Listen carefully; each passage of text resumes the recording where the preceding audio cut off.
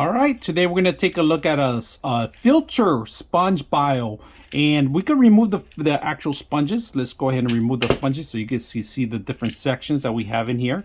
We're going to remove completely all of them so you guys can see what's included. So if you guys can see, they have the clay balls underneath of it.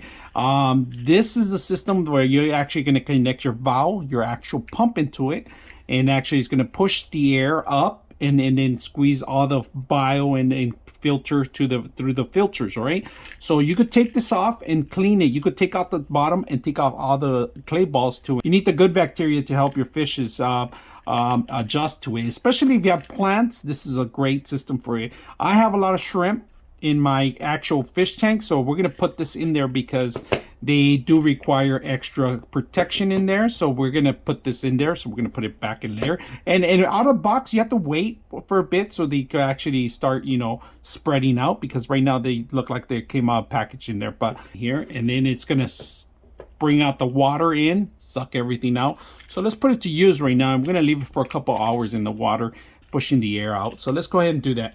All right, got my water pump in here, filter.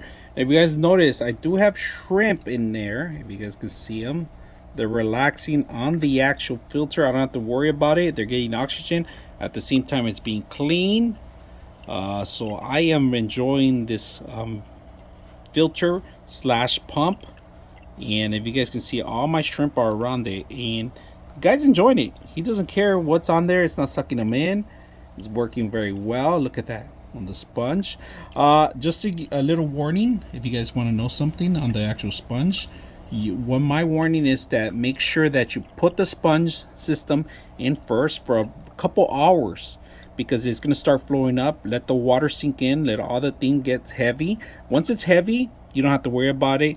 It's adjustable. You can move it anywhere. You can even move it with the actual system. See how I'm moving it? Very simple. And all the shrimp love it.